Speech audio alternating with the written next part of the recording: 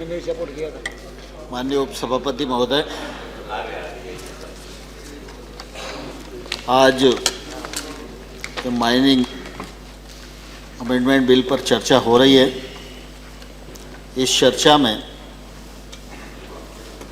काफ़ी सदस्यों ने भाग लिया है, लेकिन परिस्थिति अगर सामान्य रहती तो मुझे लगता है इससे अधिक भी सदस्य भाग लेते और अधिक बातें रखते।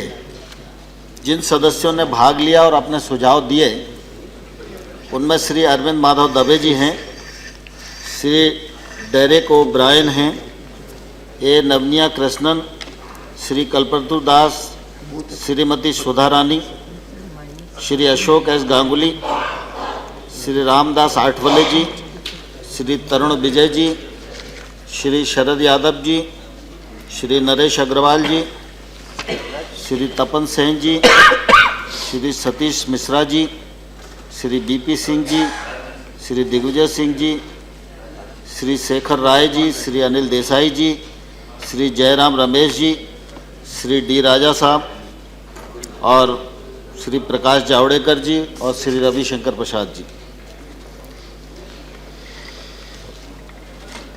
इस बिल पर सभी सदस्यों ने अपनी बात रखने का प्रयत्न किया है, लेकिन जैसा मैंने पूर्व में कहा कि अगर बिल पर ही चर्चा करने का मानस होता और उतना समय मिलता तो मुझे लगता है कि माइनिंग मंत्रालय के लिए यह बहुत बड़ा अवसर प्राप्त होता। लेकिन जिन सदस्यों ने जो भी सुझाव दिए हैं, मैं उनके लिए आभार प्रकट करना चाहता हूं। माननीय उपसभापति महोदय, सारे देश के ध्यान में है कि यूपीए सरकार के समय 5 वर्षों तक लगातार ये खनन का काम प्रभावित रहा। अनेक प्रकार की बातें होती रहीं, देश बदनाम होता रहा। 2G स्पेक्ट्रम को लेकर, संदूर मामले को लेकर, कोल ब्लॉक्स के आवंटन को लेकर अनेक प्रकार के निर्णय हुए और उन निर्णयों से खनिज का क्षेत्र प्रभावित हुआ। अवैध माइनिंग को लेकर शाह कमीशन की स्थापना हुई। शाह कमीशन ने भी अवैध माइनिंग, परिवहन और भंडारण को लेकर कर्नाटक, गोवा, उड़ीसा के मामले में अपनी रिपोर्ट दी, उस पर से भी कार्रवाई हुई और उसके कारण देश में एक तौर से खनिज का संकट पैदा हो गया, मजदूरों के लिए रोजगार का संकट पैदा हो गया और उद्योग धंधों को नुकसान पहुंचने लगा। खनिज के क्षेत्र में आप देखेंगे तो 9-10 में आयरन ओर का प्रोडक्शन 218 मिलियन टन था और निर्यात 101 मिलियन टन था। 13-14 में अगर हम देखेंगे तो प्रोडक्शन 152 मिलियन टन हो गया और निर्यात 9 मिलियन टन पर रह गया। अगर हम माइनिंग प्रकरणों के निराकरण की स्थिति को देखेंगे तो 2010 में 68 माइनिंग लीज का आवंटन का प्रायर अप्रूवल मंत्रालय के माध्यम से हुआ था, जो 13-14 में आकर 9 पर रुक गया। एक तरफ माइनिंग के जो केस हैं उनके डिस्पोजल पर भी प्रभावित हुए, प्रोडक्शन भी प्रभावित हुआ, निर्यात भी प्रभावित हुआ। हम 101 मिलियन टन निर्यात करते थे, अब हम 5.6 मिलियन टन आयरन ओर का आयात कर रहे हैं। जब ऐसी परिस्थिति खड़ी हुई तो निश्चित रूप से हम लोग मई 14 में सरकार में आए तो मैंने विभाग के अधिकारियों से बातचीत की और उस दौरान ये ध्यान में आया कि 63,000 से अधिक आवेदन राज्यों में और केंद्र में माइनिंग के ऐसे पड़े हुए हैं जिनका निराकरण नहीं हो पा रहा है। हम लोगों ने विभाग में बातचीत की, मैं स्वयं राज्यों में गया, वहाँ मुख्यमंत्री गणों से बातचीत की, राज्य के खनिज मंत्रियों से बातचीत की, सचिव स्तर पर बातचीत हुई, खनिज क्षेत्र में, इंडस्ट्री के क्षेत्र में, मजदूर के क्षेत्र में काम करने वाले तमाम सारे संगठनों से चर्चा हुई और उस चर्चा के आधार पर हम लोग इस दिशा में बढ़े कि जल्दी से जल्दी हमको संशोधन बिल लाना चाहिए और ये संशोधन बिल लाएंगे तभी ये काम आगे बढ़ेगा। और माननीय उपसभापति महोदय, जब हम इस बिल को बना रहे थे तो हम लोगों के सामने 2-3 उद्देश्य प्रमुख रूप से थे। पहला था आवंटन की प्रक्रिया में पारदर्शिता लाना, दूसरा था खनन को प्रोत्साहित करना, तीसरा था जहां जंगल है वहीं खनिज है और जहां खनिज है और जंगल है वहीं आदिवासी और गरीब आदमी है, उसके वेलफेयर और कल्याण के लिए भी कुछ न कुछ हमारी सरकार को सोचना चाहिए। और तीसरा उद्देश्य था कि जो माइनिंग के क्षेत्र में एक्सप्लोरेशन की आवश्यकता थी उससे हम लोग कहीं कम काम कर रहे हैं, इस आवश्यकता को भी हमें पूरा करने की दिशा में कदम बढ़ाना चाहिए। ऐसे 3-4 प्रमुख उद्देश्यों को लेकर हम लोगों ने ये बिल बनाया। हम शीतकालीन सत्र में लाना चाहते थे, विचार विमर्श की प्रक्रिया पूरी नहीं हो सकी और इस वजह से हम लोग 12 जनवरी को इसे ऑर्डिनेंस के रूप में लाए। मैंने पूर्व में भी अपनी बात में कहा था कि ऑर्डिनेंस देश के लिए पहली बार नहीं है, इसको प्रतिष्ठा का प्रश्न नहीं बनाया जाना चाहिए। माइनिंग का क्षेत्र प्रारंभ होगा तो देश की अर्थव्यवस्था में जो आज खनिज के क्षेत्र का योगदान विकास दर में 2% से अधिक का है, यह विकास दर बढ़ाने में योगदान करेगी। खनिज का क्षेत्र रोजगार को सृजन करने वाला है, यह रोजगार सृजन में योगदान करेगी और इसलिए सरकार ने मजबूरी में और व्यवस्था में देश की आवश्यकता को दृष्टिगत रखते हुए अगर कोई मार्ग अपनाया है तो मुझे लगता है उसे समर्थन मिलना चाहिए था, लेकिन दुर्भाग्य से वह परिस्थिति नहीं बन पा रही है। लेकिन माननीय उपसभापति महोदय, मैं आपके माध्यम से सभी सदन के सभी सदस्यों को बिल में जो प्रमुख रूप से कुछ प्रावधान हैं उन पर अपनी बात कहना चाहूँगा और उनका समाधान करना चाहूँगा। सामान्य तौर पर जब यूपीए सरकार ने बिल बनाया था तो वो बिल 2011 में लोकसभा में आया और लोकसभा में स्टैंडिंग कमेटी को रिफर हुआ। स्टैंडिंग कमेटी ने मई 13 में उसको वापस विभाग में भेजा, फिर वो दोबारा लोकसभा में नहीं आया, लोकसभा समाप्त हो गई। यूपीए सरकार भी इस दृष्टि से चिंतित थी कि इसमें सुधार होना चाहिए और इससे पहले भी प्लानिंग कमीशन ने होदा कमेटी बनाई थी, वो भी इस दृष्टि से चिंतित थे कि इस कानून में सुधार होना चाहिए। तो हमने तो उसी प्रक्रिया को आगे बढ़ाने का प्रयत्न किया और बहुत ही साफ नियत के साथ इस कानून को हम लोग लेकर आए।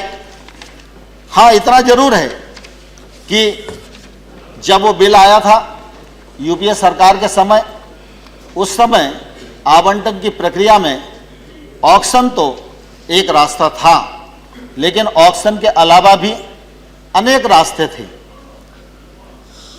अब ऑक्शन और बाकी रास्ते भी अगर खुले रहें, ऑक्शन भी खुला हो और पहले आओ पहले पाओ यह नीति भी बनी रहे, तो मैं समझता हूं कि ऑक्शन के रूट का कौन उपयोग करेगा।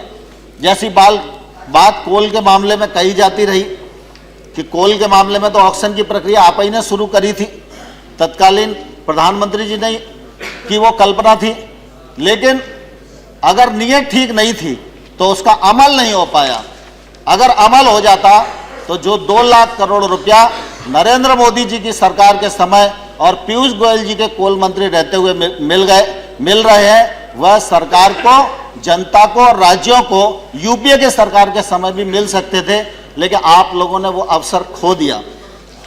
माननीय उपसभापति महोदय, हम लोगों ने आवंटन की प्रक्रिया में सारे रास्ते बंद कर दिए हैं। एक ही रास्ता खुला हुआ है, वह रास्ता ऑक्शन का है। जो बल्क मिनरल है उसका हम सीधा माइनिंग लीज के लिए ऑक्शन करेंगे और जो गैर बल्क मिनरल है उसका पीएल कम एमएल के लिए ऑक्शन करेंगे। ऑक्शन में किसी भी प्रकार का समझौता नहीं होगा और किसी भी प्रकार की कोई बार्गेनिंग की स्थिति नहीं बनेगी। ऑक्शन होगा तो जिस प्रकार से कोल के ऑक्शन से 2 लाख करोड़ रुपए मिल रहे हैं, जब यह ऑक्शन की प्रक्रिया प्रारंभ हो जाएगी तो चाहे वो आयरन ओर हो, चाहे मैग्नीज हो, चाहे बॉक्साइड हो, चाहे लाइमस्टोन हो, चाहे अन्य मिनरल हो, जब इनकी नीलामी होगी तो भी इसी प्रकार से राशि आएगी, राज्यों के विकास में लगेगी और गरीबों के उत्थान में लगेगी और निश्चित रूप से देश की तस्वीर बदलने के लिए वो राशि काम आएगी। माननीय उपसभापति महोदय, जैसा मैंने पूर्व में कहा कि हमारे यहाँ पर जब हम ऑक्शन की तरफ जा रहे हैं तो निश्चित रूप से एक्सप्लोरेशन को हम लोगों को बढ़ाना पड़ेगा। वैसे भी अगर हम देखें तो इन 66 वर्षों में भी इस एक्सप्लोरेशन पर बहुत ज़्यादा काम होना चाहिए था।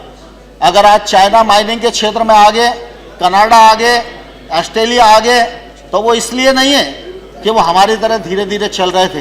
एक्सप्लोरेशन पर उन्होंने प्राथमिकता से ध्यान दिया, उसके कारण निश्चित रूप से उनके यहाँ खनिज की उपलब्धता हुई, फिर उन्होंने उसको वैल्यू एडिट किया, बेचा और उसके कारण उनकी हालत सुधरी। एक्सप्लोरेशन की जो स्थिति है माननीय उपसभापति महोदय, हमारे भारतवर्ष का जो पूरा भूभाग है वह 32 लाख वर्ग किलोमीटर का है।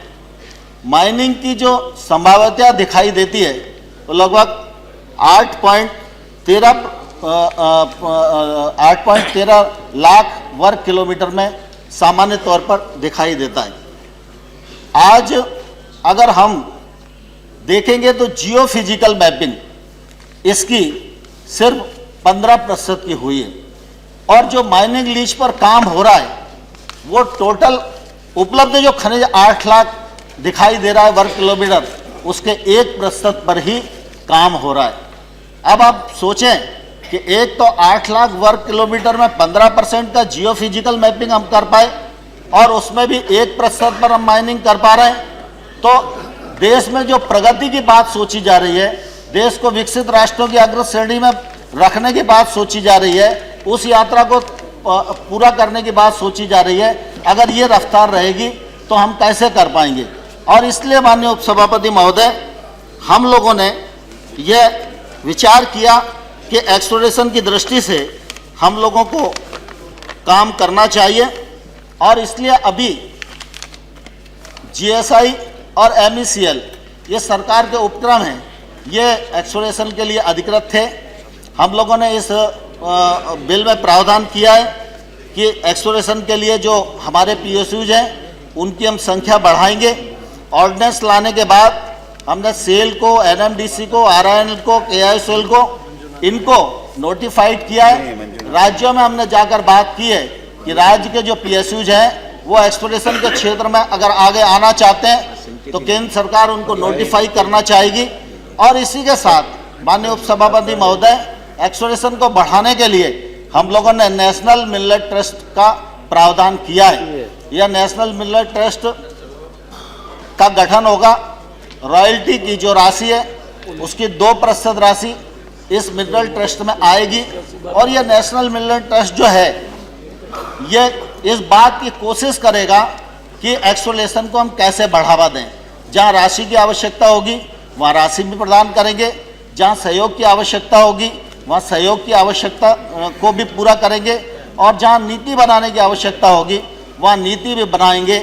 आज जो आवश्यकता हमारी सबसे बड़ी एक्सप्लोरेशन की है, उस आवश्यकता के लिए हम लोगों ने नेशनल मिनरल ट्रस्ट बनाया है।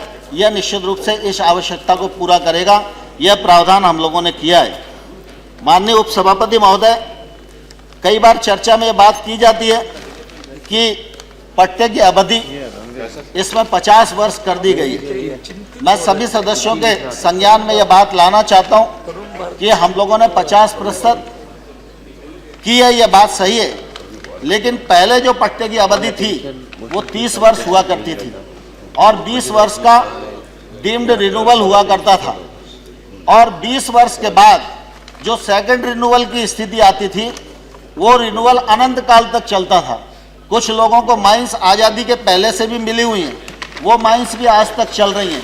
भारतीय जनता पार्टी की सरकार है कि हमने अनंत काल तक की सीमा को घटाकर 50 साल पर लाकर खड़ा कर दिया और हमने तय कर दिया कि 50 साल के बाद हर खदान को नीलाम किया जाएगा, किसी का स्वामित्व और अधिकार उस पर नहीं रहेगा।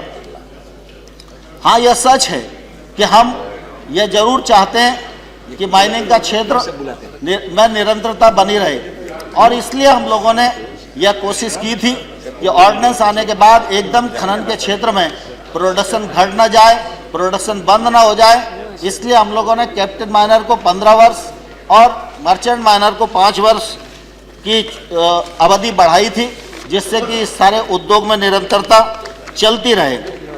हमारे मित्र तपन सिंह जी और डी राजा साहब, राजीव जी, इन लोगों ने भी अपने संशोधन में बात कही है आईबीएम के मामले में।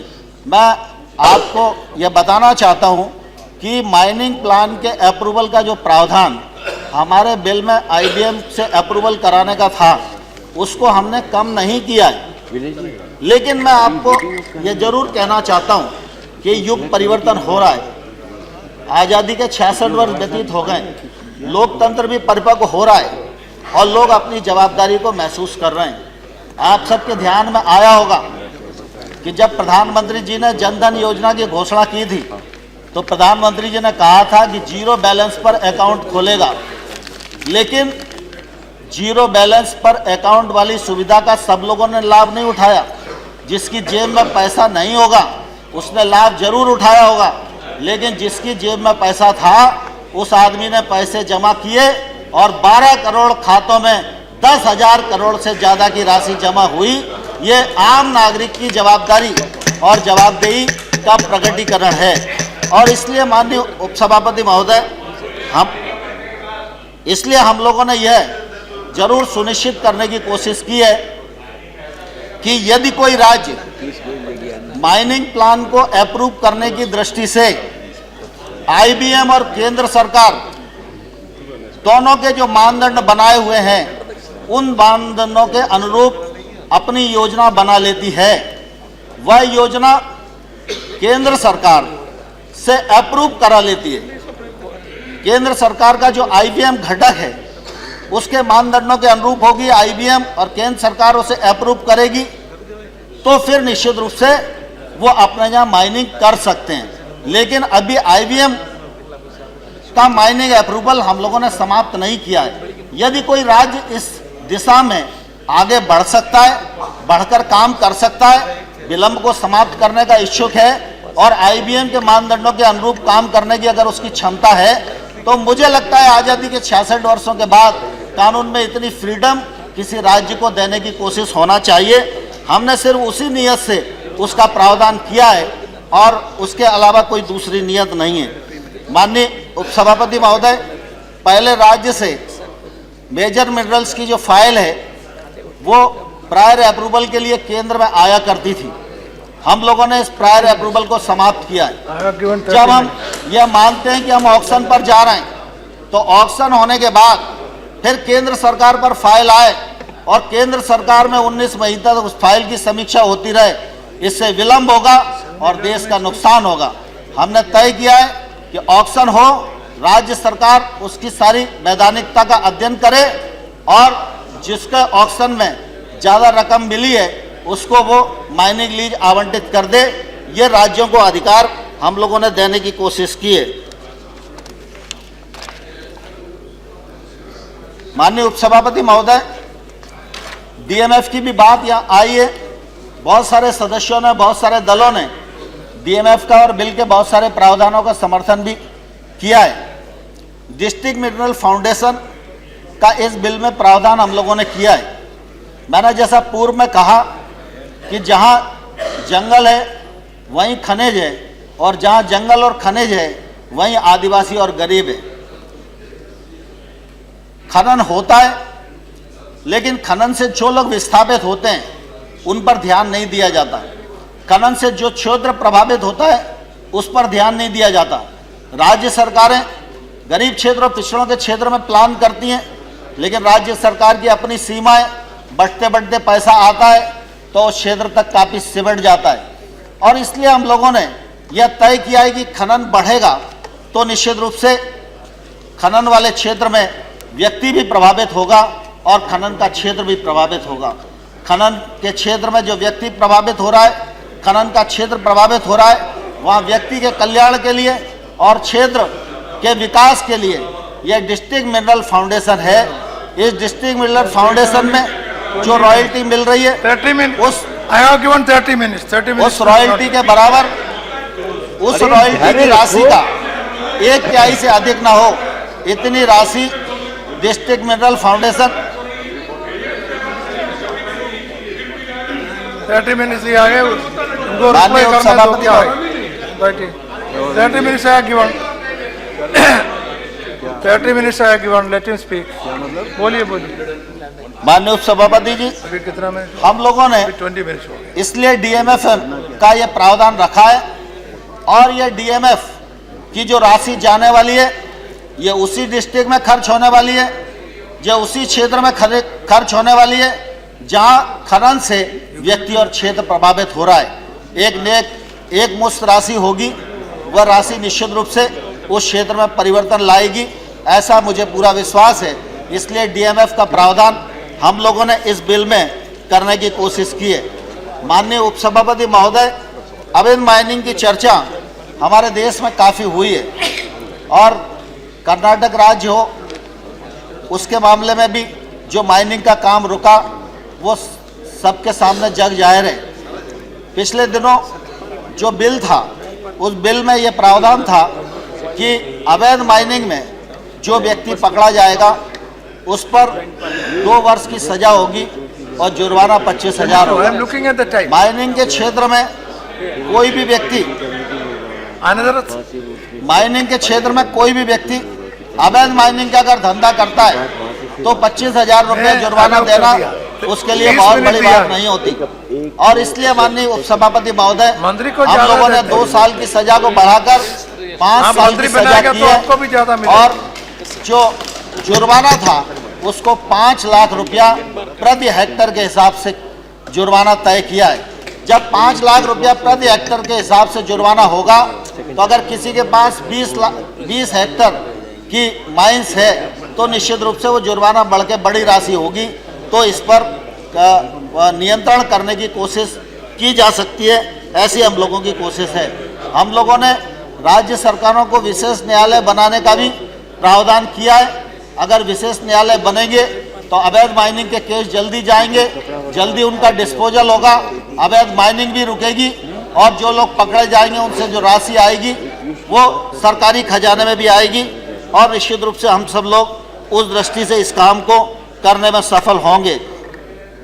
माननीय उपसभापति महोदय, यह सच है कि हम लोगों ने केंद्र सरकार के पास कुछ शक्तियां रखने के विचार किया है, लेकिन जो शक्तियां केंद्र सरकार के पास रखने की बात है उसमें राज्यों के प्रति किसी भी प्रकार के हस्तक्षेप की मंशा केंद्र सरकार की नहीं है। जहां हम एक और 24 मिनरल के स्थान पर 55 मिनरल राज्यों को दे रहे हैं, प्रायर अप्रूवल को हम समाप्त कर रहे हैं, आईबीएम के अप्रूवल को भी राज्य चाहे तो हम समाप्त करने को तैयार हैं।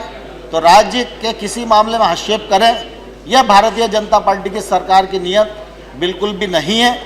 लेकिन हम यह जरूर कहना चाहते हैं कि अगर एक माइनिंग का प्रकरण साल भर में निराकृत होना चाहिए तो उसकी समय सीमा जरूर निर्धारित की जानी चाहिए और समय सीमा अगर निर्धारित हो जाएगी तो निश्चित रूप से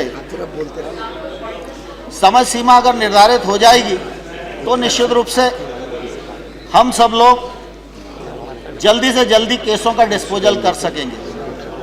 कई बार माइनिंग के क्षेत्र में देखने में आता है कि एक प्रकरण ऐसा है जो 29 साल से चल रहा है, जिले से लेकर और दिल्ली तक वो घूम रहा है, लेकिन 29 साल में भी उसका निराकरण नहीं हुआ।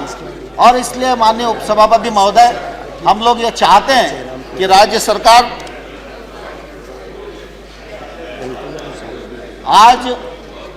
सरकार जल्दी से जल्दी प्रकरणों का निराकरण करे, किसी भी प्रकार का विलंब न हो। और दूसरी माननीय उपसभापति महोदय, यह भी बात मैं आप सबके मध्य निवेदित करना चाहता हूँ। मंत्री साहब 5 मिनट मोर, 5 मिनट में खत्म करना। 15 मिनट और फिनिश। माननीय उपसभापति महोदय, तो रह गया। अरे अपने ही लोग कह रहे हैं उसको 30 मिनट आगे जल्दी खत्म करो। उसने क्या अभी चालू 5 मिनट, अभी शुरू किया। 5 The मिनट most में खत्म important करो। points are yet to be told.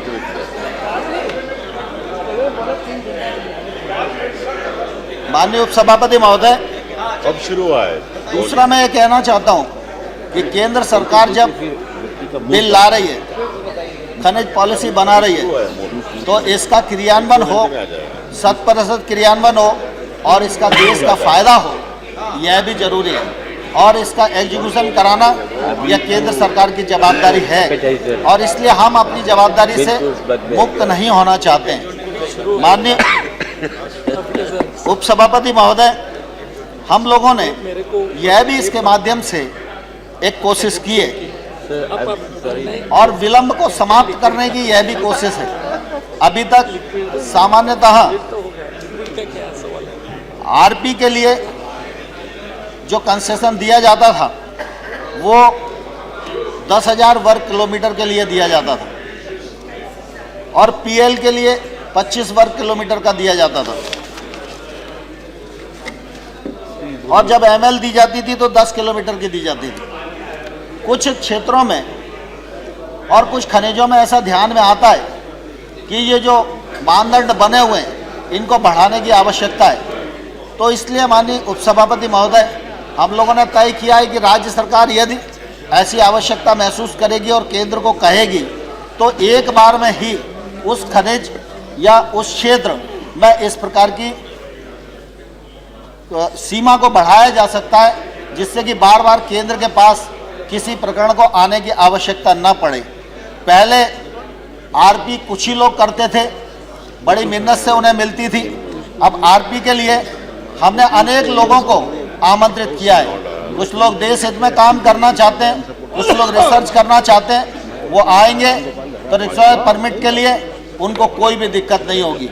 लेकिन हमने यह जरूर तय किया है कि जिसे जो आरपी करेगा, आरपी करने के बाद उसको पीएल और एमएल का अधिकार नहीं होगा। और इसलिए माननीय उपाध्यक्ष महोदय, हम लोगों ने ऐसे प्रावधान करने का प्रयास किया है जिससे कि इस बिल में पारदर्शिता भी बढ़ने वाली है, मिनरलाइजेशन भी बढ़ने वाला है, देश की अर्थव्यवस्था में भी खनिज क्षेत्र का योगदान बढ़ने वाला है, बड़ी मात्रा में रोजगार का सृजन होने वाला है, बड़ी मात्रा में इंडस्ट्री को प्रोत्साहन मिलने वाला है। और जो माइनिंग का क्षेत्र एक तौर से बदनामी का क्षेत्र हो गया था, वह बदनामी का क्षेत्र खत्म होके यह माइनिंग का क्षेत्र एक तौर से अच्छे और गति बढ़ाने वाले क्षेत्रों में इसकी गिनती होगी। इसलिए माननीय उपसभापति महोदय, मैं आपके माध्यम से सदन के सभी सदस्यों को और सभी दल के नेताओं को यह अनुरोध करना चाहता हूं कि जो बिल हम लोग लेकर आए, यह बिल पारदर्शिता बढ़ाने वाला है, यह बिल रोजगार को सृजित करने वाला है, यह बिल देश की विकास दर बढ़ाने वाला है, यह बिल जवाबदेही बढ़ाने वाला है और यह बिल देश को आगे ले जाने में सहायक हो जाने वाला है। इसलिए इस बिल को पारित करने की कृपा करें। बहुत बहुत धन्यवाद। और बोलिए।